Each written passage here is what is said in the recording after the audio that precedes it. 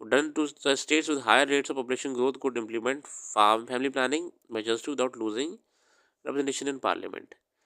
देखिए जरूरी, क्योंकि पॉपुलेशन की क्षेत्र बढ़ गई है, कोई क्षेत्र छोटा रह गया है, कोई क्षेत्र बड़ा रह गया है, तो वहाँ के नीड्स के हिसाब से कैसे काम कर पाएंगे, फंड एलोकेशन उतना ही होना है. Why are southern states nervous about it? अब सदर्न स्टेट्स की प्रॉब्लम क्या हो रही है? States in Peninsular India feel that delimitation based on the latest population data will reduce their representation in parliament. उनको ये लग रहा है कि हमारे क्षेत्र में हमारी सीटें कम हो जाएंगी पार्लियामेंट में, डिलिमिटेशन हो जाएगी. उनका मानना ये है कि नॉर्दर्न इंडिया में पॉपुलेशन ज़्यादा बड़ी है.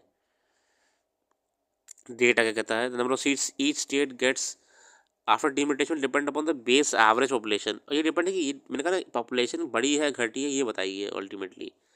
इन 1977 Lok Sabha for instance every MP in India represented 10.11 lakh people. ठीक है ना? While it is impossible to for every constituency to have the same population, और जरूरी नहीं है कि हर constituency में 10 लाख ही लोग हों. It is desirable that population in each constituency be tightly grouped around this average. There is, however, no restriction on what the base average should be. If 10.11 lakh average were to be retained, the strength of Lok Sabha would shoot up to nearly 1400. This would also mean that UP, Uttarakhand, would end up nearly tripling the number of seats it has in Lok Sabha. From 85 to 250, अकेले Uttarakhand UP से सीटें बढ़ जाएंगी. The percentage rise would be even greater for Bihar, which would see a tally rise from 22 to 82, 25, 25 से सीधा 82 jump मार जाएगा. बिहार तो अकेले अपने आप में. तो देखिए अभी तो यूपी, उत्तराखंड और बिहार की ही बात करी है,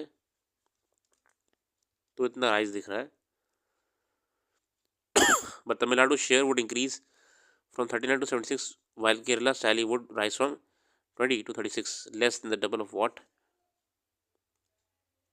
If the population of each constituency were to be kept at 20 lakhs, Parliament would have 707 seats compared to 543 at present. अगर हर कॉन्स्टिट्यूंसी को हम 20 लाख मान के चलेंगे तो पार्लियामेंट में जो अभी 543 सीट्स पे हम बात करते हैं वो इंक्रीज हो जाएंगी और 707 हो जाएंगी. Southern states would be still be at significant disadvantage. Southern state को रहेगा. Tamil Nadu would neither gain nor lose seats, while Kerala would lose too. But UP, Uttarakhand would now have 126 seats, Bihar 85 seats. तो ये concern है